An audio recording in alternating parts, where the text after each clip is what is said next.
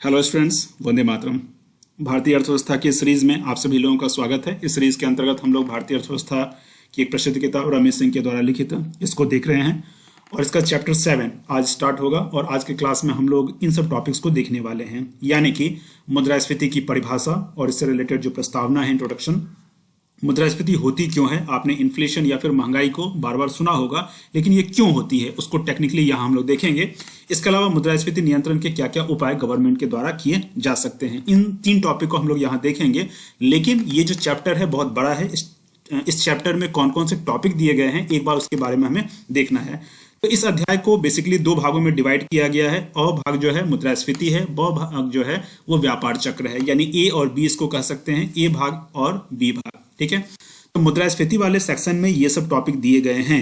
प्रस्तावना, परिभाषा जो आज ही देख लेंगे, मुद्रास्फीति क्यों होती है, मुद्रास्फीति के प्रकार, मुद्रास्फीति के अन्य भिन्न रूप यानी कि प्रकार में इसको रख सकते हैं, अन्य महत्वपूर्ण पद मुद्रास्फीति से रिलेटेड, मुद्रास्फीति लक्षण यानी इन्फ्लेशन टारगेटिंग, मौद्रिक नीति एंकर यानी हेडलाइन और कोर मुद्रास्फीति, जीडीपी डिफ्लेटर, इस डिफ्लेटर के बारे में पहले ही शायद पहले क्लास में पढ़ चुके हैं, आधार प्रभाव, भारत में मुद्रास्फीति, थोक मूल्य सूचकांक, उपभोक्ता मूल्य सूचकांक, बड़ा ही महत्वपूर्ण कॉन्सेप्ट है, देखेंगे इसको। मुद्रास्फीति की प्रवृत्तियां, उत्पादक मूल्य सूचकांक, हाउसिंग प्राइस इंडेक्स, सेवा मूल्य सूचकांक। तो मुद्रास्फीति से रिलेटेड जितने भी कॉन्सेप्ट हो सकते हैं वो सब यहाँ हम लोग देख लेंगे।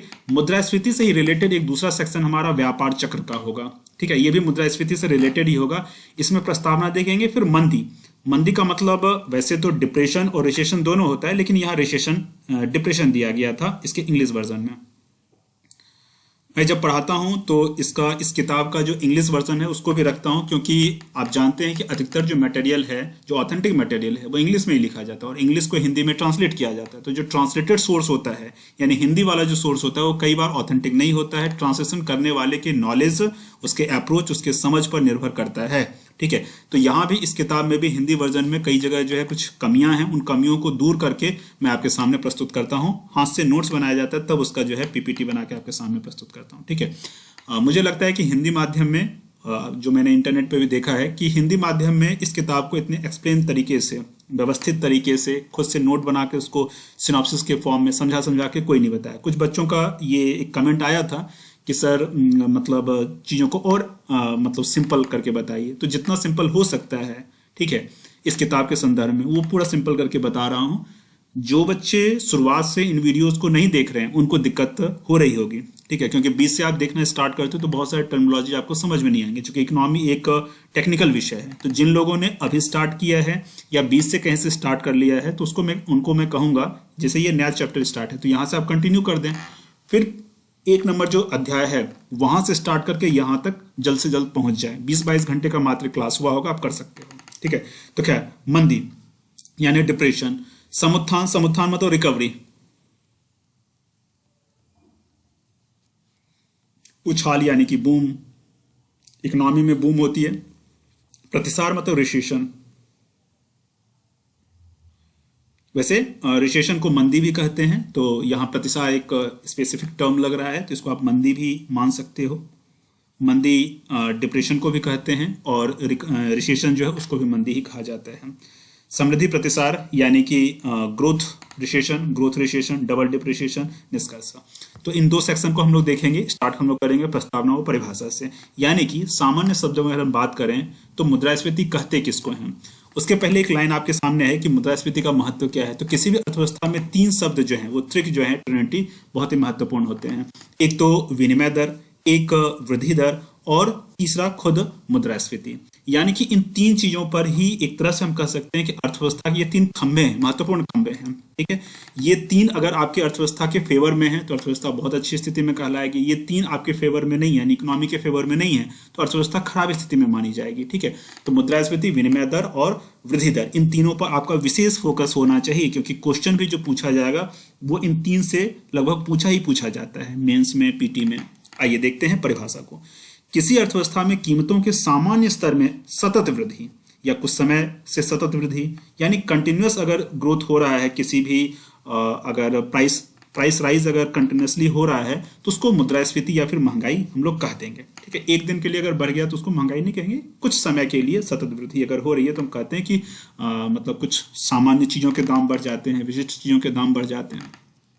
लेकिन एक बात ध्यान रखना है कि अगर मान लो कि किसी एक ही चीज के मूल्य में वृद्धि हुई, किसी एक चीज के मूल्य में वृद्धि हो गई, तो उसको सामान्य रूप से मुद्रास्फीति नहीं मानेंगे। मुद्रास्फीति का मतलब है कि पहली बात तो बड़ा क्षेत्र यानी कि पूरे देश के स्तर पे होगा और अधिकतर चीजों का मूल्य जो है उसमें वृद्धि हो जाएगी, तब उसको इन्फ्लेशन के अंतर्गत रखते हैं। ठीक है, कई बार क्या होता है कि फलों का दाम अगर बढ़ गया तो महंगाई वहां लगती तो है, लेकिन आर्थिक दृष्टि से उसको हम इन्फ्लेशन नहीं बोलेंगे। इन्फ्लेशन का मतलब है कि बहुत सारी चीजों का मूल्य जो है वो एक साथ बढ़ जाना। ठीक है, तो उसको हम लोग इन्फ्लेशन यानी महंगाई के अंतर्गत हम रख सकते हैं। और यही अंतर भी हुआ, महंगाई और मुद्रास्फीति में यही अंतर भी हुआ।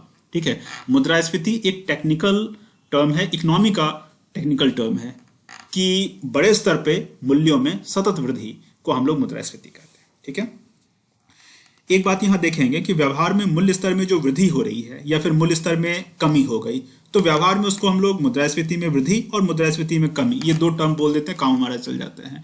लेकिन अगर हम लोग टेक्निकल शब्दावली पे आए तो सामान्य मूल्य में अगर वृद्धि हो रही है तब उसके लिए मुद्रास्फीति शब्द का प्रयोग होगा। लेकिन अगर सामान्य मूल्य स्तर में अगर ह्रास हो रहा है तो हम लोग उसको मुद्रास्फीति नहीं कहेंगे, इन्फ्लेशन नहीं कहेंगे, उसको कहेंगे, क्या कहेंगे, अवस्फीति कहेंगे या फिर अपस्फीति कहेंगे। दोनों अलग अलग शब्द है, दोनों को ध्यान से समझेंगे। अपस्फीति का मतलब है डिसइन्फ्लेशन और ये डिफ्लेशन, दोनों शब्दों में अंतर है। दोनों शब्दों को थोड़े शब्दों में यहां समझाता हूं और इसके बारे में विस्तार से मैं आपको बताऊंगा। ठीक है, तो पहले तो सामान्य रूप से समझ लीजिए कि इन्फ्लेशन जो है वो तो महंगाई हो गया। इन्फ्लेशन में थोड़ी अगर कमी होती है, ठीक है, लेकिन फिर भी अभी भी एक तरह से कह सकते हैं कि पॉजिटिव में ही है। इन्फ्लेशन से थोड़ी नीचे स्थिति हुई तो उसको डिसइन्फ्लेशन कहेंगे, यानी कि दाम में कुछ कमी हुई। तो दाम में जब कमी होगी तो अर्थव्यवस्था के लिए अच्छा ही माना जाता है। क्यों अच्छा माना जाता है? क्योंकि लोग ज्यादा खरीदारी अब कर पाएंगे, ज्यादा वस्तुओं का उपभोग कर पाएंगे, कंज्यूमर खुश हो जाएंगे क्योंकि उनको सस्ते मूल्य पर कोई भी वस्तु मिलने लगी। तो ये उपभोक्ताओं के लिए राहत का विषय होगा, ये ज्यादा खरीदारी करते हैं तो अर्थव्यवस्था के लिए अच्छी स्थिति मानी जाती है। लेकिन अगर इन्फ्लेशन की स्थिति है, लंबे समय तक इन्फ्लेशन की स्थिति है, तो उपभोक्ता सामान को नहीं खरीदेंगे, अर्थव्यवस्था के लिए अच्छा नहीं होगा। इसीलिए कहा जाता है कि थोड़ा इन्फ्लेशन अच्छा है। तो थोड़ा इन्फ्लेशन मतलब वो डिफ्लेशन की स्थिति भी हो सकती है, थोड़ा इन्फ्लेशन। ठीक है, यानी इससे कमी होगी। ये वाला इससे भी और नीचे की स्थिति हो जाती है और लंबे समय तक थोड़ी हो जाती है, उसको डिफ्लेशन कहते हैं। ये इन्फ्लेशन का एकदम से उल्टा है। ठीक है, ये स्थिति अच्छी नहीं है, ये भी स्थिति अच्छी नहीं है। ये स्थिति तो समझ जाओ, ये थोड़ी स्थिति तो अच्छी है भी, ये लेकिन जो है स्थिति अच्छी नहीं है अर्थव्यवस्था के लिए। क्यों? क्योंकि अर्थव्यवस्था इसमें सुस्ती के दौर में जा सकती है, रिसेशन के दौर में जा सकती है, यानी फिर मंदी के दौर में जा सकती है। ठीक है, तो ये स्थिति अच्छी नहीं होती है। इसको और भी एग्जैक्टली कुछ पेजेस मैंने लगाए हैं स्क्रीनशॉट, उसके सहायता से समझाऊंगा, फिर एक ग्राफ बना के भी इसको समझाने का प्रयास करूंगा। तो देखिए, इन्वेस्टोपीडिया बहुत ही ऑथेंटिक वेबसाइट है। इकोनॉमी वाला जितना भी टर्म है आपको बहुत सारी चीजों को यहाँ से मिल जाएगा। शायद अमेरिका बेस्ड ये कंपनी है, बट जो वेबसाइट है, बट आपको समझ में बहुत कुछ आएगा यहाँ से। तो देखिए, डिफ्लेशन पहले समझते हैं। डिफ्लेशन जैसा कि मैंने आपको बताया कि आप इसी सीरीज में याद रखना, इन्फ्लेशन, डिसइन्फ्लेशन और डिफ्लेशन। तो अभी डिफ्लेशन की बात करी जा रही है। ठीक है, deflation is the decrease in general price level through out an economy. मतलब पूरी अर्थव्यवस्था में जनरल प्राइस लेवल में अगर एकदम से बहुत ज्यादा कमी आ जाती है, ठीक है, बहुत ज्यादा अगर कमी आ जाती है, वैसे तो अभी पीछे आपने देखा था कि मुद्रास्फीति का मतलब ही होता है कि सामान्य मूल्य स्तर में वृद्धि या फिर सामान्य मूल्य स्तर में कमी भी होगी। डिफ्लेशन जब होता है तो बहुत बड़े स्तर पे ये कमी होगी। ठीक है, यानी कमी जो है वो बहुत ज्यादा स्तर पे हो रही है, पूरे देश के स्तर पे हो रही है। डिसइन्फ्लेशन जो है is what happen when price inflation slows down temporarily. मतलब अस्थायी तौर पे अगर इन्फ्लेशन में कमी हो रही है, इन्फ्लेशन में अगर टेम्परली यानी कि अस्थायी तौर पे कमी हो रही है तो उसको डिसइन्फ्लेशन बोलेंगे, यानी कि अवस्फीति बोलेंगे। लेकिन अगर वो स्थायी की तरफ जाने लगे तब उसको जो है डिफ्लेशन बोलेंगे। ये अर्थव्यवस्था के लिए हार्मफुल होगा या हार्मफुल नहीं होगा, ये इनफैक्ट फायदेमंद ही होगा। Deflation which is the opposite of inflation. Inflation का एकदम अपोजिट होता है, mainly caused by shift in supply and demand. Supply और डिमांड जो है यानी मांग और आपूर्ति है, इसमें बहुत ड्रास्टिक चेंज आ जाता है। लोग खरीदना ही कोई चीज अगर बंद कर दें, ठीक है, वो स्थिति अगर आ जाए, या बहुत कम खरीदने की शक्ति, क्रय शक्ति लोगों की बहुत कम हो जाए, तो वैसी स्थिति को हम लोग डिफ्लेशन कहेंगे। सामान्य शब्दों में आप समझिए कि, या फिर ऐसे समझ सकते हैं कि डिफ्लेशन अच्छा नहीं, डिज इन्फ्लेशन ठीक ठीक, ठीक है। ऐसे disinflation on the other hand shows the rate of change in inflation। तो इन्फ्लेशन के रेट में जब कमी हो रही है, जैसे मैंने पीछे भी बताया था कि इन्फ्लेशन में थोड़ी कमी जब हो जाती है तो उसको डिसइन्फ्लेशन कहते हैं। डिसइन्फ्लेशन में भी ये होता है कि ये भी जानबूझ के सरकार के द्वारा, आरबीआई के द्वारा एक टूल के रूप में, मतलब कुछ टूल का प्रयोग करके ही इन्फ्लेशन में कटौती की जाती है। तो इन्फ्लेशन में कटौती की स्थिति डिसइन्फ्लेशन कहलाती है, और ये सरकार के स्तर पे, आरबीआई के स्तर पे मान्य है, या उनके द्वारा ही किया जा रहा है, इसीलिए अच्छी बात है, कोई दिक्कत नहीं है इसमें। The inflation rate is decline over the time but it remains positive. ये वाला जो डिसइन्फ्लेशन होगा ये पॉजिटिव रेट में ही होता है, और ये एक तरह से हम कह सकते हैं कि इन्फ्लेशन का ही छोटा भाई है, इन्फ्लेशन का ही छोटा रूप है। डिफ्लेशन को फिर से कुछ शब्दों से समझते हैं, इसी वेबसाइट में आगे जो दिया गया था उसको मैं आपके सामने रखता हूं, क्योंकि ये गंभीर मुद्दा है। Deflation is the economic term used to describe the drop in prices of goods and services, यानी कि गुड्स और सर्विसेज, वस्तुओं और सेवाओं के मूल्य में जो बहुत ज्यादा मतलब एकदम कमी आ जाती है, डिफ्लेशन उसको कहते हैं। ये इसके कारण जो इकोनॉमिक ग्रोथ में सीधे सीधे असर पड़ जाता है, जबकि डिसइन्फ्लेशन में इकोनॉमिक ग्रोथ में कमी नहीं होगी, इकोनॉमिक ग्रोथ और अच्छा हो सकता है, ठीक है। It normally takes place during time of economic uncertainty। जब आर्थिक अनिश्चितता का दौर हो तब जो है डिफ्लेशन हो सकता है, और इसके कारण जो है अनएम्प्लॉयमेंट जैसी स्थिति भी हो सकती है, ठीक है। तो ये स्थिति पूरे वर्ल्ड में कई बार हुई भी है, उसका एग्जांपल मैं आप लोगों को बताऊंगा। यहाँ मैं जो मैंने अभी बताया है शब्द इन्फ्लेशन, डिसइन्फ्लेशन, डिफ्लेशन, ठीक है, रिसेशन, डिप्रेशन, इन सब शब्दों को थोड़ा सा फिर से एक ग्राफ के माध्यम से समझते हैं, और इस पिक को से एडजस्ट में करूंगा। जैसे मान लो कि एक सामान्य स्थिति है, ये है, मान लो कि मूल्य स्तर है, महंगाई है, ये ज्यादा हो सकता है, कम हो सकता है, ये 0 है, ये ओवर द टाइम है, यानी ये समय है, ठीक है, ये समय है, ऐसे समय है। अब एक ऐसा एक ग्राफ ले लेते हैं, तो एक सेकेंड,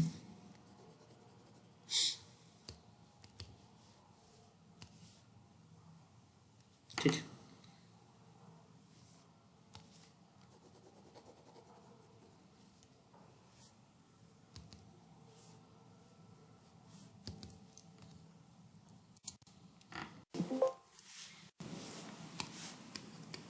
चलिए, तो एक सिचुएशन ऐसा कुछ है, ये सिचुएशन है, ये समय लिखा हुआ है भाई, हट नहीं रहा है यहां, ये जो है इन्फ्लेशन है। जैसा कि मैंने बताया कि ये मूल्य स्तर है, तो मूल्य स्तर में एक स्तर जो है वो इन्फ्लेशन है, यानी ये एक महंगाई की स्थिति है, ठीक है, महंगाई की स्थिति है।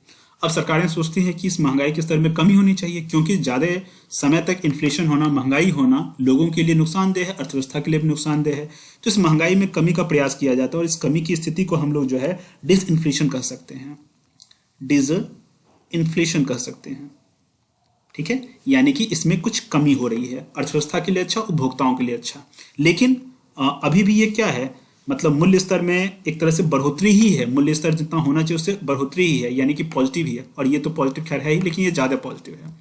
अब क्या होता है कि एक स्थिति ऐसी आती है कि उसको हम लोग जो है क्या बोलेंगे, डिफ्लेशन बोलेंगे, यानी कि नेगेटिव में जब आ जाता है मूल्य स्तर, ठीक है, डिफ्लेशन की स्थिति बोलेंगे, अपस्फीति बोलेंगे, ये नेगेटिव में हो जाता है। और नेगेटिव में होने के कारण ये क्या होता है, ये अर्थव्यवस्था के लिए नुकसानदेह होता है। अर्थव्यवस्था में नुकसानदेह होगा तो लोगों के लिए भी नुकसानदेह होगा, इस बात को आपको विशेष रूप से ध्यान में रखना है। अच्छा, ये अब लंबे समय तक डिफ्लेशन अगर हो रहा है, लंबे समय तक ये स्थिति लंबे समय तक अगर रहती है, तो यही दो रूपों में कन्वर्ट हो जाएगा। एक को हम लोग रिसेशन कहेंगे, यानी कि मंदी, इसको इंग्लिश में तो मंदी ही बोलते हैं, और दूसरी स्थिति हो जाएगी डिप्रेशन, इसको भी मंदी ही बोलते हैं, ठीक है। तो लंबे समय तक अगर मान लो कि रिसेशन है, तो रिसेशन का समय जो है वो बहुत लंबा नहीं होता है, लेकिन डिप्रेशन का जो समय है वो बहुत लंबा होता है। इसका समय जो है 1-1.5 साल तक हो सकता है, इसका रिसेशन का भी टाइम, ठीक है, या कुछ महीने तक हो सकता है, 1 महीने, 2 महीने, साल भर, इस तरह का कुछ। लेकिन डिप्रेशन का जो समय है वो ज्यादा हो सकता है, मतलब सालों तक अर्थव्यवस्था जो डिप्रेशन की स्थिति में रह सकती है। तो निश्चित तौर पर अगर डिप्रेशन में अगर सालों तक अगर कोई अर्थव्यवस्था रहती है तो अर्थव्यवस्था तो खराब होती है, अर्थव्यवस्था में जो लोग हैं वो भी खराब स्थिति में आ जाते हैं। इसीलिए एक शब्द आपने सुना होगा, ग्रेट डिप्रेशन।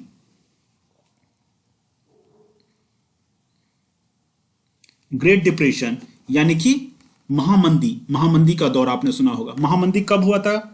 तो महामंदी स्टार्ट हुआ था अमेरिका में, उसका असर पूरी दुनिया में देखा गया। और ये ग्रेट डिप्रेशन जो एग्जैक्टली हुआ है ये 1929 से स्टार्ट हुआ है और 1939 तक ये रहा है, यानी 10 साल तक अमेरिका से स्टार्ट होने वाला ये ग्रेट डिप्रेशन रहा है। क्यों हुआ था ये ग्रेट डिप्रेशन? ये फर्स्ट वर्ल्ड वॉर के कारण हुआ था। इसका असर पूरी दुनिया में देखा गया, ठीक है। जर्मनी में इसका असर बहुत ज्यादा देखा गया, अमेरिका में भी देखा गया। ये संभवतः अमेरिका का ही एक तस्वीर है उस समय का। ये दिखाया गया है कि जो अनएम्प्लॉयड लोग हैं, जो बेरोजगार लोग हैं, वो कॉफी पीने के लिए लाइन में सुबह सुबह खड़े रहते थे। मतलब कॉफी ऐसे फ्री में पी रहे हैं, भोजन तो नहीं मिलता होगा, तो ये स्थिति आ जाती है। तो कुछ शब्दों को आप लोगों ने यहाँ देख लिया अच्छे से। अब आगे बढ़ते हैं। मुद्रास्फीति की दर को मापने के लिए 2 मूल्य सूचकांकों का प्रयोग हम लोग करते हैं। उसको कहते हैं थोक मूल्य सूचकांक यानी होलसेल प्राइस इंडेक्स, WPI, आपने बार बार ये देखा होगा। इसके अलावा उपभोक्ता मूल्य सूचकांक, कंज्यूमर प्राइस इंडेक्स, ठीक है। इन दोनों शब्दावलियों को विस्तार से इसी चैप्टर में आगे हमें देखना है, तो आज के क्लास में इसको नहीं समझना है। बस ये समझना है कि मुद्रास्फीति की दर को अगर निकालना है तो इन 2 सूचकांकों का प्रयोग करते हैं। तो ये मुद्रास्फीति से जुड़ा हुआ है, ये याद कर लेना, ठीक है। Wholesale price index, consumer price index, इन दोनों इंडेक्स के माध्यम से, इंडेक्स मतलब क्या है? सूचकांक। तो सूचकांक मतलब क्या अंकित करेंगे? ये मुद्रास्फीति के दर को बताएंगे, ठीक है। याद कर लेना आपको इस बात को।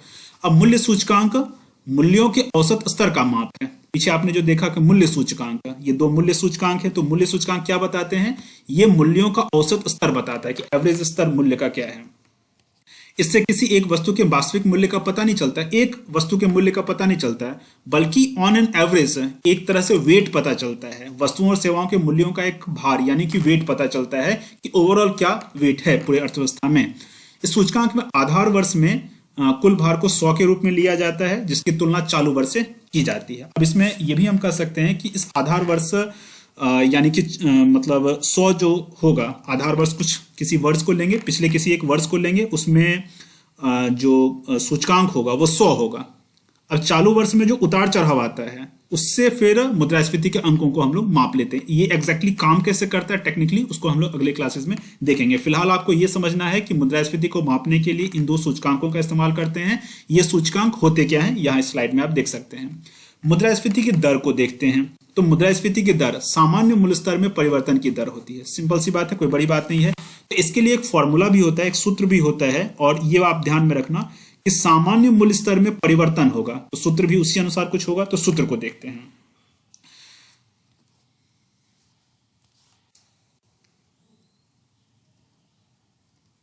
मुद्रास्फीति की दर अब किसी एक वर्ष में निकाल रहे हैं। मान लो कि वर्ष जो है वो x वर्ष है, किसी एक वर्ष में निकाल रहे हैं। तो मूल्य स्तर देखेंगे जिस वर्ष का हमें निकालना है, फिर उसके पिछले वर्ष का मूल्य स्तर जो है वर्ष x में, यानी पिछले वर्ष का मूल्य स्तर, और यहां पिछले वर्ष के मूल्य स्तर को ही डिवाइड में लाएंगे। इसी तरह से परसेंटेज में निकाला जाता है कोई वर्ष, आपको पता होगा, मैथ की थोड़ी जानकारी होगी तो। अब इसको 100 से गुणा कर देंगे, ये प्रतिशत में निकलेगा, ठीक है। ये दर जो है, ये रेट जो है, यह रेट प्रतिशत में निकलेगा।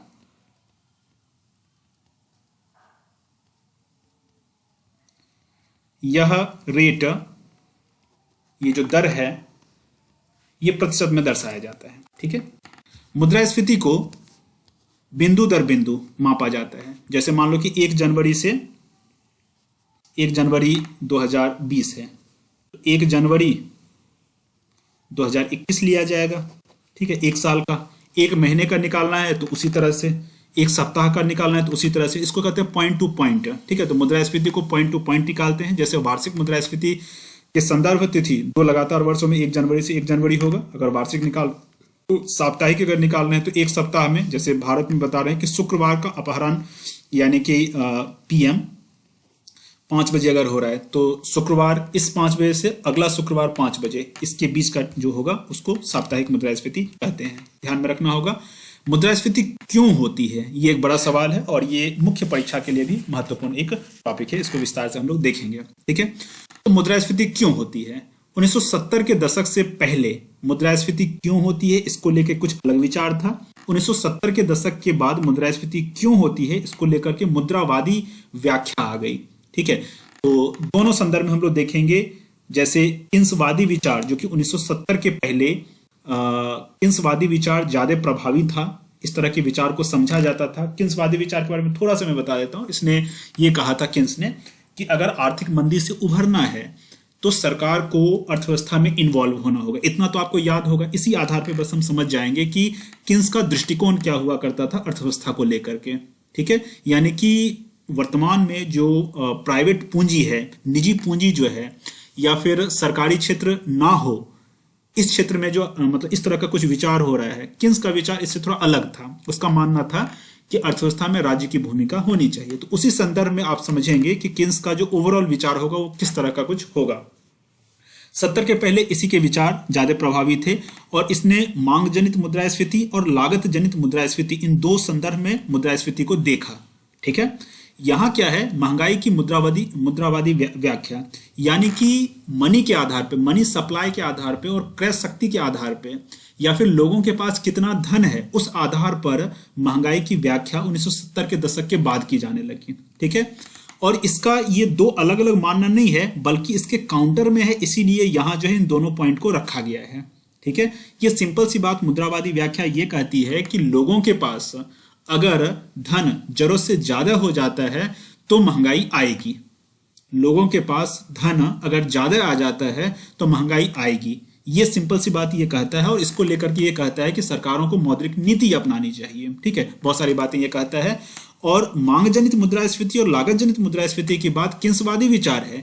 यहां इस बात को काउंटर करने के लिए इन दोनों पॉइंट को रखा गया है कि मांग जनित मुद्रास्फीति के बारे में मुद्रावादियों का क्या विचार है, लागत जनित मुद्रास्फीति के विषय में मुद्रावादियों की क्या सोच है। ठीक है, तो चलिए गंभीरता से इसको समझिएगा, एक एक चीज को, तभी चीजें समझ में आएंगी, अदरवाइज कंफ्यूजन होगा।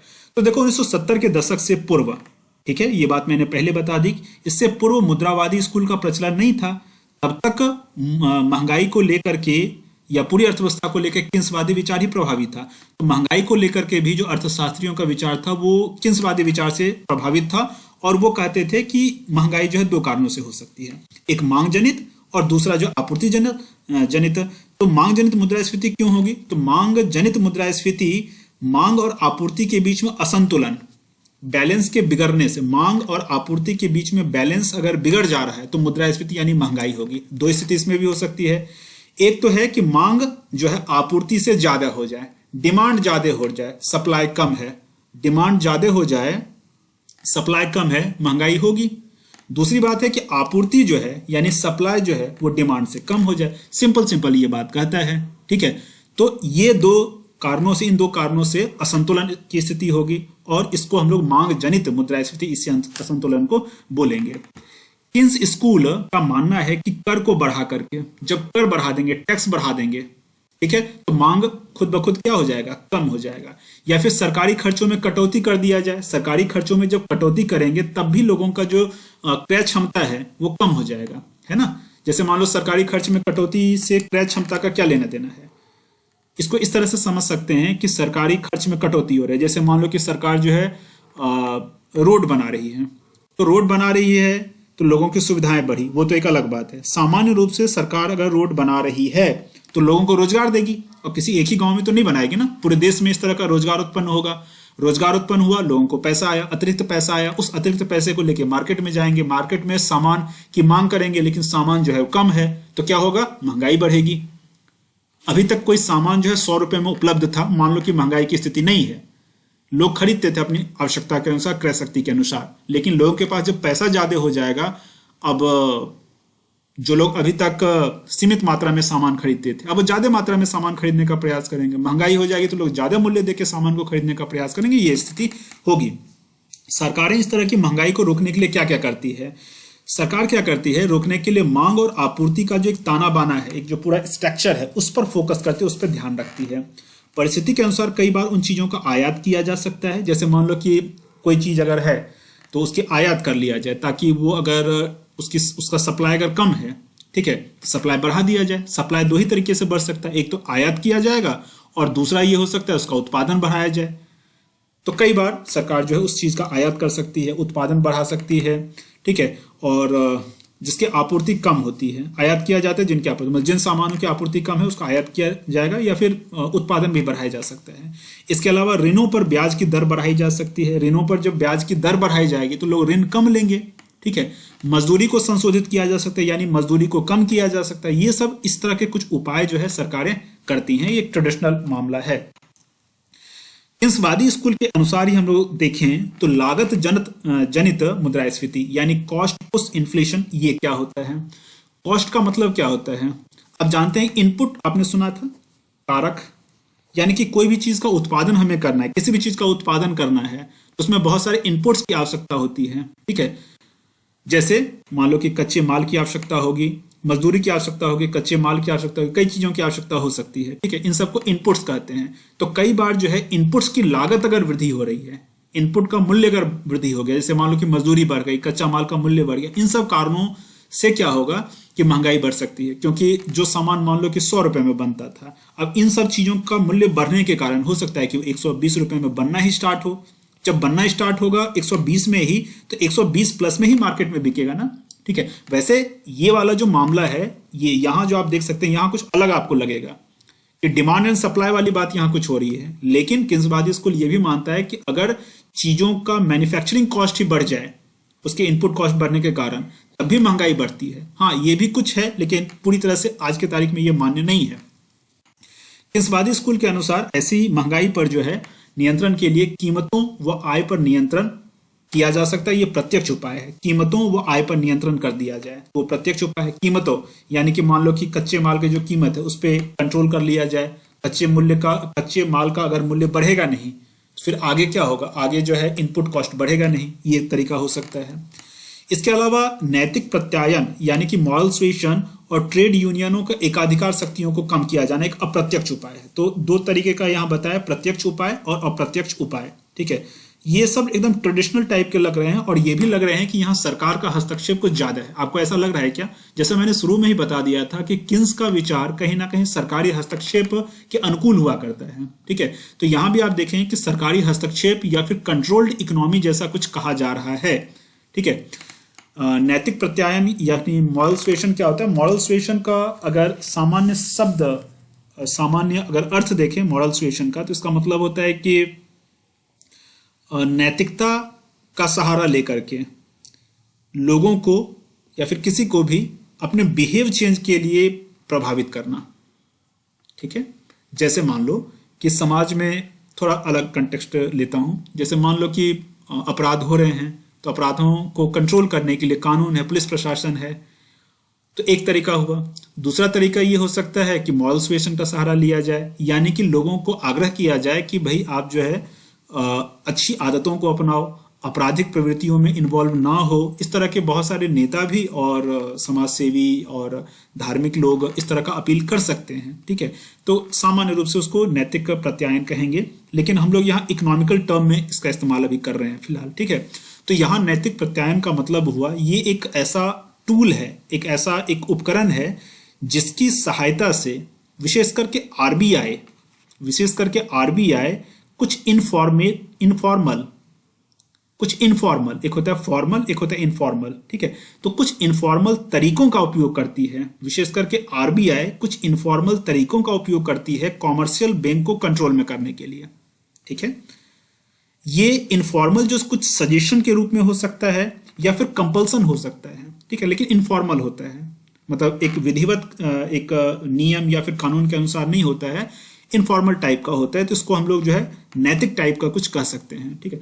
तो इस तरह का कुछ नैतिक प्रत्यायन हो सकता है।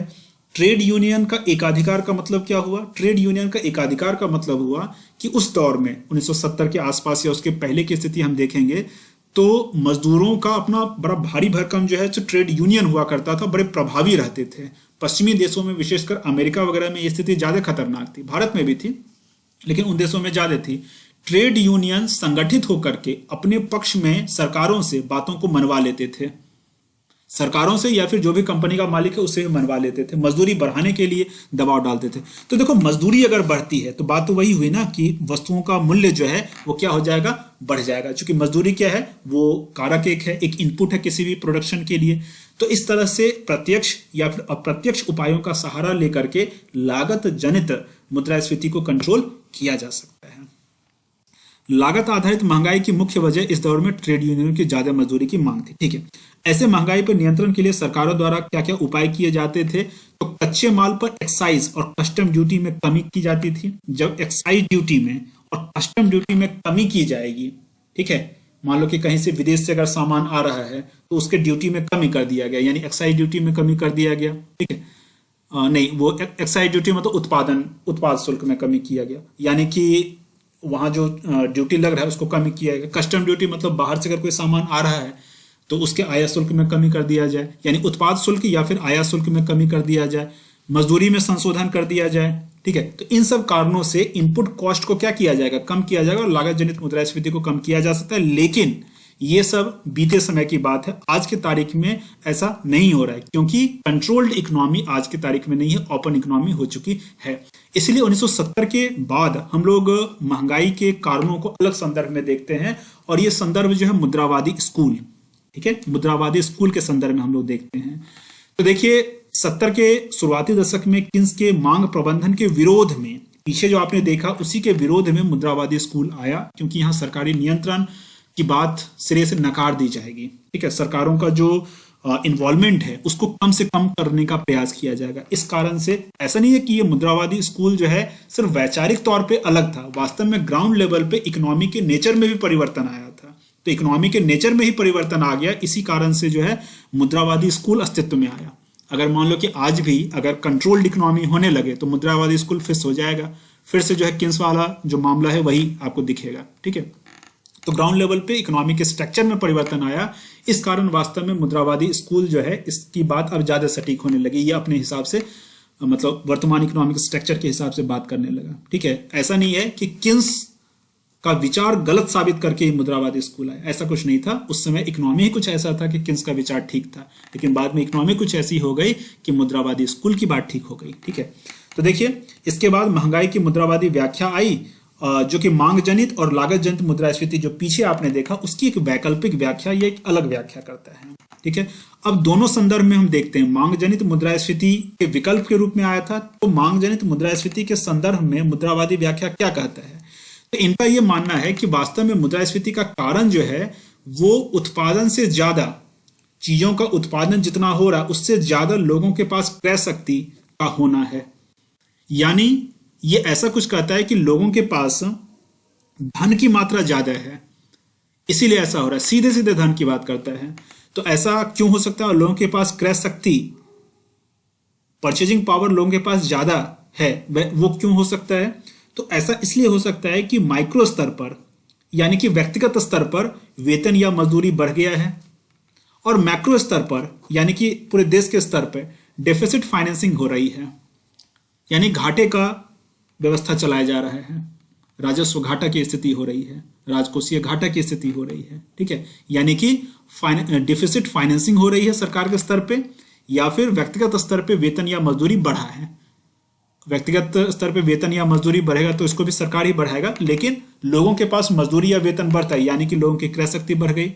डेफिसिट फाइनेंसिंग हो रही है, तब भी जो है कहीं ना कहीं लोगों की क्रय शक्ति बढ़ेगी, क्योंकि डेफिसिट फाइनेंसिंग के जरिए हो सकता है कि सरकार के पास आमदनी जितनी आ रही हो उससे ज्यादा सरकार क्या कर रही हो, खर्च कर रही हो। यानी कि डेफिसिट फाइनेंसिंग का मतलब है कि सरकारी खर्च में बढ़ोतरी या ज्यादा होना, आय से ज्यादा होना, आय से ज्यादा होगा तब भी जो है लोगों के पास पैसा ज्यादा आएगा।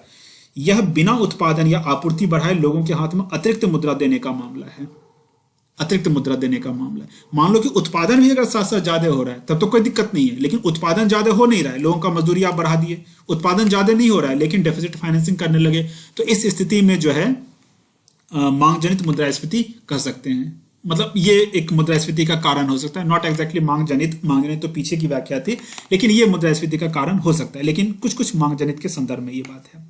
इसमें अतिरिक्त मुद्रा छापकर या सार्वजनिक उधारी के जरिए डेफिसिट फाइनेंसिंग वगैरह हो सकता है। ठीक है, तो ये कारण बताया है मुख्य रूप से क्या, लोगों के पास अतिरिक्त मुद्रा आने की बात ये करता है, मुद्रावादी व्याख्या करते हैं। आगे देखते हैं लागत जनित मुद्रास्फीति के बारे में। तो ये मुद्रावादियों का कहना है कि ये कोई स्वतंत्र अवधारणा है ही नहीं।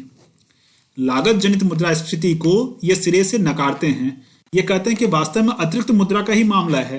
अब अतिरिक्त मुद्रा जैसे पीछे आपको बताया कि मुद्रास्फीति बढ़ने से हो सकता है, सार्वजनिक उधारी से बढ़ सकता है, नोट छाप के बढ़ सकता है। लोगों के पास ज्यादा मुद्रा आ रहा है, इस कारण से महंगाई हो रही है। तो ज्यादा सिंपल है, कीमतों में वृद्धि का स्वतः उपभोक्ताओं की खरीदारी पर असर नहीं पड़ता। अतिरिक्त मुद्रा के कारण ऊंची कीमतों पर भी लोग खरीदारी करते हैं। मुद्रावादियों के अनुसार एक स्वस्थ अर्थव्यवस्था अगर आपको बनानी है, डेफिसिट फाइनेंसिंग नहीं करनी चाहिए। इसके अलावा कुछ अलग तरीके अपनाए जाने चाहिए जिसको मौद्रिक नीति के अंतर्गत रख सकते हैं हम लोग। जैसे मुद्रा आपूर्ति पे ध्यान देना है, ब्याज दर पे ध्यान देना है, नोटों की छपाई पे ध्यान देना है, सार्वजनिक उधारी पे ध्यान देना है।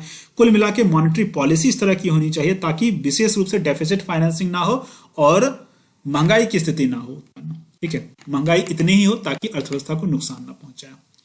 अब चलिए मुद्रास्फीति के बारे में हम लोगों ने बहुत कुछ देख लिया। अब हम लोग देखेंगे मुद्रास्फीति नियंत्रण के क्या क्या उपाय अपनाए जाते हैं। ठीक है, एक बात मैं और आप लोगों को बताऊंगा, चूंकि ये इकोनॉमी की क्लास है इसलिए इकोनॉमी के बहुत सारी चीजें आपको कई बार जो है कुछ चीजें कई बार ऐसा समझ में नहीं आएगा, लेकिन यहाँ मतलब परेशान नहीं होना है, होपलेस नहीं होना है। पहली बात तो आप कमेंट करके बता दिया कि सर ये बात समझ में नहीं आई, चलो अच्छी बात है। एक और बात हो सकती है कि धैर्य रखें, क्योंकि इकोनॉमी में जब हम चीज़ों को बोलते हैं, ठीक है, किसी चीज़ को बताने का प्रयास करते हैं तो बहुत सारे टर्मिनोलॉजीज का इस्तेमाल एग्जाम्पल के रूप में हो जाता है, फ्लो में हो जाता है। ठीक है, तो अभी जो चीज़ आपको नहीं समझ में आए, जब उसी को बहुत विस्तार से आगे के क्लासेस में बताया जाएगा तो समझ में आ जाएगी। ठीक है, अभी जो मुख्य मुद्दा है उसको तो विस्तार से बताया जाएगा, लेकिन जो सिर्फ एग्जाम्पल के रूप में कुछ चीज़ें आई तो वो हो सकता है कि बहुत समझ में ना आए, तो थोड़ा धैर्य बना के रखना है। पूरी इकोनॉमी जो आपको समझ में आएगी पीटी और मेंस दोनों के दृष्टिकोण से। ठीक है, बाकी करंट अफेयर्स पे विशेष फोकस करें। चलिए, अब मुद्रास्फीति को नियंत्रित करने के लिए क्या क्या उपाय अपनाए जाते हैं। पीछे भी आपने कुछ उपाय वैसे देखा था, जैसे यहाँ देखिए कि सरकार जो है मुद्रास्फीति को कंट्रोल करने के लिए क्या क्या करती है। पीछे हम लोगों ने ऐसे देखा था कि सरकारों के द्वारा क्या क्या उपाय किए जाते हैं। पीछे यहाँ हम लोग स्पष्ट रूप से देखते हैं कि मुद्रास्फीति को नियंत्रण में करने के लिए 3 तरह के उपाय कुल मिला के अपनाए जा सकते हैं। एक तो मांग पक्ष उपाय हो सकता है, डिमांड साइड मेजर्स अपनाए जा सकते हैं, आपूर्ति पक्ष उपाय सप्लाई साइड का, और उसी तरह से कॉस्ट साइड का। मतलब 3 तरह के उपाय अपनाए जा सकते हैं इन्फ्लेशन को कंट्रोल करने के लिए। ठीक है, तो मांग पक्ष वाली जो बात है, यानी लोगों की तरफ से डिमांड जो हो रहा है उस डिमांड को ही कम कर दिया जाए, डिमांड को ही क्या कर दिया जाए, कंट्रोल कर लिया जाए। तो इसमें 2 बातें हो सकती हैं। एक तो ये हो सकता है कि मिताहार, मिताहार तो वैसे भोजन से रिलेटेड है, मित आहार यानी कम भोजन लेना, लेकिन इस शब्द को विस्तार से हम लोग समझेंगे। वास्तव में सिर्फ कम भोजन लेना या भोज्य सामग्री का उपभोग करना ही नहीं, लोग कम चीजों का इस्तेमाल करें, चाहे वो भोज्य सामग्री हो या अन्य सामग्री हो। इसके अलावा सरकार मौद्रिक उपाय भी कर सकती है। दूसरी बात, यहाँ आपूर्ति पक्ष के संदर्भ में तो महंगाई के लिए जिम्मेदार उत्पादों की आपूर्ति बढ़ा करके। ठीक है, तो महंगाई के लिए जिम्मेदार उत्पाद कुछ अगर हैं, जैसे मान लो कि कोई भी चीज जिसके कारण महंगाई हो रही है, अब उसका उत्पादन बढ़ाओ, सिंपल सी बात है। अगर सप्लाई जो है अच्छी मात्रा में हो जाए, जितना डिमांड है उसी अनुसार सप्लाई हो जाए तो महंगाई कंट्रोल में आ जाएगा, सिंपल सी बात है। अब आपूर्ति कैसे बढ़ाएंगे आप? आपूर्ति 2 तरीके से आप बढ़ा सकते हैं। एक तो आपूर्ति जो है उत्पादन बढ़ा के, उत्पादन उस वस्तु का जो है उसको क्या कर दीजिए, इंक्रीज कर दीजिए। दूसरी बात है आयात, उस चीज का चालू कर दीजिए या आयात भी बढ़ा दीजिए। तो या तो उत्पादन बढ़ाइए या फिर आयात बढ़ाइए। इन 2 चीजों के माध्यम से उस वस्तु का आपूर्ति बढ़ाया जा सकता है, सप्लाई बढ़ाया जा सकता है और महंगाई को कंट्रोल में किया जा सकता है। नेक्स्ट बात, लागत पक्ष उपाय यानी कॉस्ट साइड वाला क्या हो सकता है, तो यहाँ अप्रत्यक्ष करों की दरों में कटौती कर, अप्रत्यक्ष कर जो इनडायरेक्ट टैक्सेस हैं, ठीक है, यानी किसी भी चीज के उत्पादन के लिए इनडायरेक्ट टैक्सेस वहां रिलेटेड है, जीएसटी वाला।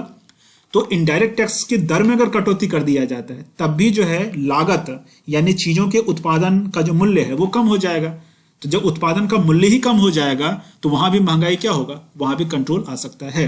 तो इस तरह से उत्पादन लागत को कम करके तीनों चीजों को विस्तार से हम लोग यहाँ देखेंगे। तो देखिए विस्तार से देखते हैं। मांग पक्ष उपाय यानी पहला वाला जो था उसको देखते हैं। तो देखिए उपभोक्ताओं से महंगे हो रहे उत्पादों को कम उपयोग में लाने की अपील कर।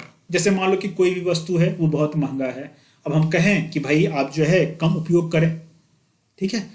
तो अब यहाँ कंट्राडिक्शन है ये इस बात का कि सरकार जो है बहुत सारे कंपनी उत्पादों का उपभोग कम करने के लिए नहीं कहती है नॉर्मली, है ना। सरकार तो और प्रोत्साहित करती है। सरकार क्या कभी कही है कि लैपटॉप का उपयोग कम कर दीजिए या फिर कार का उपयोग कम कर दीजिए, फ्रीज कम आप खरीदिए, पक्के मकान ना बनाइए चूंकि रॉड और सीमेंट आदि का मूल्य बढ़ रहा है। तो सरकार नॉर्मली जो है मांग पक्ष उपाय के संदर्भ में अगर हम बात करें तो पहले तो इस उपाय का प्रयोग होता था, लेकिन जब से ग्लोबलाइज्ड वर्ल्ड हुआ, ग्लोबलाइज्ड इकोनॉमी हुई है, तब से इस तरह का मतलब एक अपील है वो नहीं किया जाता है, ठीक है। और जो सामान्य चीजें हैं यानी कि गेहूं, चावल, दूध, इस तरह की चीजों में अपील की भी नहीं जाती है नॉर्मली, वर्तमान में तो नहीं की जाती है। और अगर अपील की भी जाए तो पूरी दुनिया में एग्जाम्पल है कि गेहूं, चावल, दूध जैसे अनिवार्य जो मद हैं, ठीक है, अनिवार्य जो वस्तुएं हैं, उसमें इस तरह की अपील काम भी नहीं करती है। बड़ी चीजें जो हैं उसमें काम कर सकती है, लेकिन सरकारें उसमें करेंगी नहीं। क्यों? क्योंकि अगर व्यक्ति जो मतलब फैक्ट्री प्रोडक्ट्स हैं बहुत सारे, वैसे फैक्ट्री प्रोडक्ट ये सब भी हो सकते हैं, लेकिन फिर भी जो लग्जरियस सामान है उसका प्रयोग अगर लोग कम करने लगे, ठीक है, उसका प्रयोग अगर कम करने, सरकार कहे कि भाई इनका कम उपयोग कीजिए, तो कहीं ना कहीं अर्थव्यवस्था में डिस्टर्बेंस आ जाएगा। हाँ, सरकार वहां करती है लेकिन मौद्रिक उपाय के माध्यम से करती है। जैसे कि मान लो कि ब्याज दर में बढ़ोतरी कर दी जाए, तो ब्याज दर में बढ़ोतरी कर दी जाए। मान लो कि आपने हाउस लोन आपको लेना है, अब वहां हाउस लोन का जो दर है वो वृद्धि हो जाए, तो लोग हाउस लोन कम लेंगे, तो हाउस लोन कम लेंगे तो वहां जो है महंगाई में कंट्रोल आएगा। तो इस तरह का प्रयास किया जा सकता है, सीधे सीधे नहीं किया जाता है, ठीक है। और इस तरह के जो इसेंशियल गुड्स हैं इसमें लोग करते नहीं है। लेकिन एक एग्जांपल मैं आपको यहां साथ ही साथ बताना चाहूंगा कि इसेंशियल गुड्स के मामले में भी भारत में एक बहुत अच्छा एग्जाम्पल है, जब भारत के एक प्रधानमंत्री ने लोगों से अपील की कि अभी हमारे पास अनाज की कमी हो गई है और आप अनाज का कम उपयोग करें। क्यों? क्योंकि इस अनाज की कमी की स्थिति में अगर हम अमेरिका जैसे देश के सामने घुटने टेक दें या उनसे हम सहायता लें तो देश का जो है नाक कट जाएगा। पहले ऐसा सोचा जाता था, देश का नाक कट जाएगा, फिर उनकी शर्तों पे हमें मतलब उनके चीजों को लेना पड़ेगा, उससे भी दिक्कत हो जाएगी, समस्या हो जाएगी, उनके कंट्रोल में एक तरह से हम आ जाएंगे प्रत्यक्ष या अप्रत्यक्ष तौर पे। तो भारत में एक ऐसे प्रधानमंत्री हुए हैं जिन्होंने इस तरह की अपील की थी 1965 के भारत और पाकिस्तान के वार के बाद। उस समय स्थिति ऐसी हो गई थी कि भारत में खाद्यान्न की कमी हो गई थी। उस स्थिति से निपटने के लिए अमेरिका ने भारत को सहायता की अपील की, लेकिन भारत ने उस सहायता को लेने से इनकार कर दिया। लाल बहादुर शास्त्री जी ने उस समय लोगों से अपील की कि सप्ताह में एक दिन का व्रत करें, अनावश्यक भोजन ना बनाएं। खुद जो है इन्होंने तनख्वाह यानी वेतन लेना बंद कर दिया। अपने घर में जो काम करने वाले नौकर चाकर थे उसको हटा करके या एकदम कम से कम करके खुद बहुत सारा काम करते थे। इस तरह का आदर्श इन्होंने उपस्थित किया और लोगों ने इस अपील को हाथों हाथ लिया। सबसे बड़ी बात यह है, ये सोच थी सरकार की कि या व्यक्तिगत तौर पर लाल बहादुर शास्त्री जी की कि अगर लोग अनाज का कम उपयोग कुछ समय के लिए कर लें तो फिर जो आने वाली फसल है उससे हम अपना काम चला लेंगे और अमेरिका के सामने हमें कटोरा लेके नहीं जाना पड़ेगा। लेकिन हम जानते हैं कि अच्छे लोग जो लोगों के लिए सोचते हैं, देश के लिए सोचते हैं, राष्ट्र के लिए सोचते हैं, वो ज्यादा समय तक जीवित नहीं रह पाते हैं। मिस्ट्री आज भी सॉल्व नहीं हो पाई है कि इनकी मृत्यु कैसे हुई। खैर, उसके बाद आप जानते हैं कि इंदिरा गांधी जी का जब शासन आता है तो उस समय अमेरिका से हमने सहयोग लिया भी और उस सहयोग के बाद फिर green revolution, so called revolution, वो हमने किया भी। और ग्रीन रेवोल्यूशन का कितना बड़ा नुकसान आज के तारीख में हम झेल रहे हैं। पूरा का पूरा पंजाब का इलाका कैंसर बेल्ट बन चुका है। हम और आप जो भी इस तरह के फूड्स को खा रहे हैं जो कि पेस्टिसाइड फर्टिलाइजर वाला, उसकी क्या स्थिति रही। तो सॉल्व किया जा सकता है समस्याओं को बिना किसी देश के दबाव में आए, बिना किसी शर्त को स्वीकार किए। आज भी सरकारी स्तर पर ग्रीन रेवोल्यूशन को बहुत महिमा मंडित किया जाता है, लेकिन वास्तविकता क्या है यह पंजाब के गांव में जाके देख लें। भारत के हर एक घर में आज कैंसर के पेशेंट हो रहे हैं और भविष्य में और ज्यादा होंगे। उसका कारण इसी तरह का ग्रीन रेवोल्यूशन है। व्हाइट रेवोल्यूशन ने हमारी देसी नस्ल की गायों को खत्म कर दिया और आज की तारीख में सामान्य व्यक्ति देसी गाय के दूध को नहीं पी सकता है। 100 रुपए किलो, 150 रुपए किलो तक देसी गाय का दूध बिक रहा है। ठीक है, तो ग्रीन रेवोल्यूशन, व्हाइट रेवोल्यूशन, ये सब जो है अमेरिकी, एक तरह से हम कह सकते हैं कि कुछ ऐसे प्रायोजित कार्यक्रम थे जिससे उनको इन सब क्षेत्रों में भी, पूरी तरह से जो भारतीय क्षेत्र थे उसमें भी उनको अपना व्यापार करने का मौका मिल गया और आज तक वो कर रहे हैं। चलिए आगे बढ़ते हैं। मुद्रास्फीति नियंत्रण के लिए सरकारी अर्थव्यवस्था में प्रवाहित मुद्रा के प्रवाह की मात्रा को संकुचित करती है। तो सरकार एक तो ये काम कर रही है अपील वगैरह करके, ठीक है, मांग पक्ष उपाय के अंतर्गत।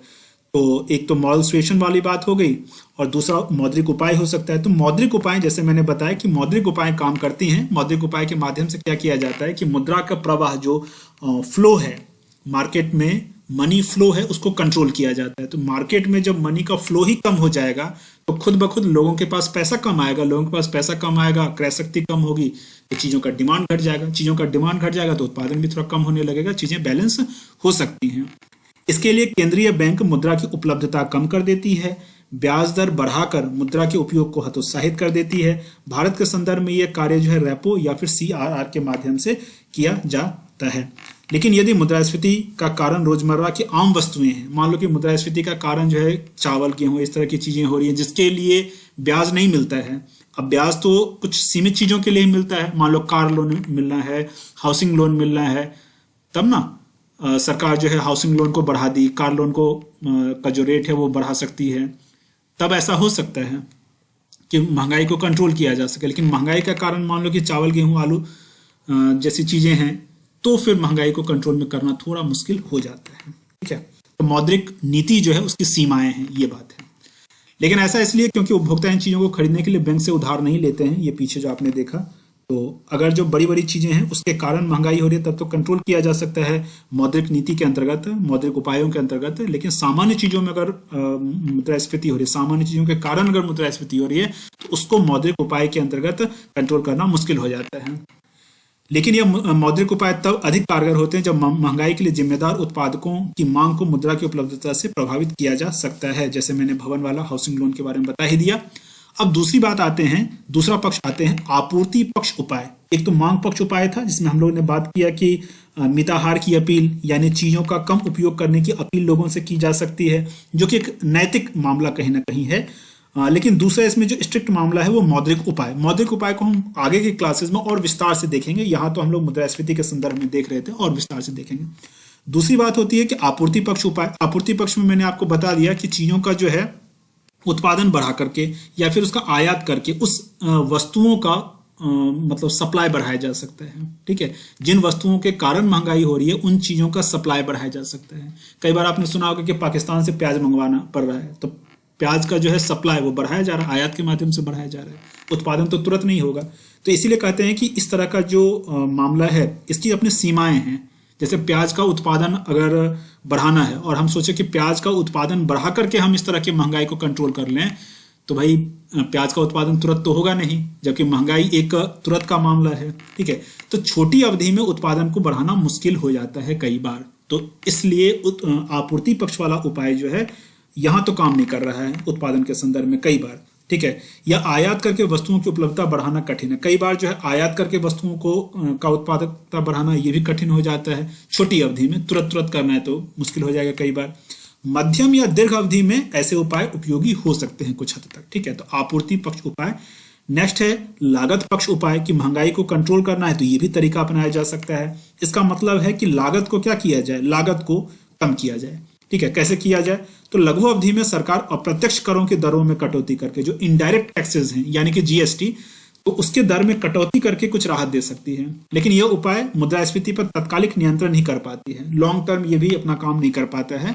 कुछ स्थायी उपाय के रूप में सरकार बेहतर उत्पादन तकनीकों को प्रोत्साहित करके, मान लो कि उत्पादन में जो इनपुट कॉस्ट है उसको आपने घटा दिया तो कुछ तो प्रभाव पड़ेगा, लेकिन वास्तव में लॉन्ग टर्म अगर सॉल्यूशन चाहिए या फिर परमानेंट सॉल्यूशन या फिर मतलब ऑलमोस्ट परमानेंट सॉल्यूशन चाहिए, तो हमें क्या करना पड़ेगा कि उत्पादन तकनीकों को प्रोत्साहित करना पड़ेगा। टेक्नोलॉजी ऐसा लाया ताकि खुद ब खुद प्रोडक्शन कॉस्ट जो है वो कम हो जाए। तो ये हो सकता है। इस तरह से लागत को कम किया जा सकता है। ठीक है, तो आज का क्लास हमारा इन्हीं सब टॉपिक पे था। मैं उम्मीद करता हूँ कि आज के टॉपिक में जितनी भी बातें हुई हैं आपको सभी कुछ समझ में आई होंगी।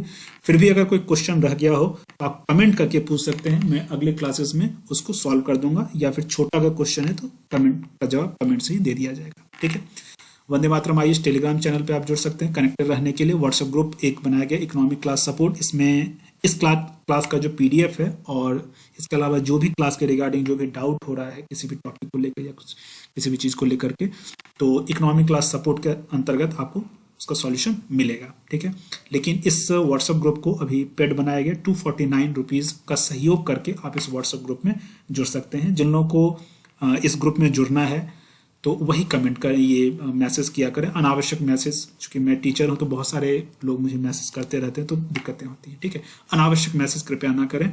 इस नंबर पे आप अपना नाम डिटेल लिख करके मैसेज करेंगे। इस ग्रुप में जुड़ने के लिए आपको इतना पे करना होगा और जोड़ लिया जाएगा। लाइफ टाइम तक आप मुझसे जुड़े रह सकते हैं। इकोनॉमिक क्लास के रिगार्डिंग कोई भी सॉल्यूशन मेरी तरफ से हो जाएगा। ठीक है, मिलते हैं फिर अगले क्लास में। जय हिंद।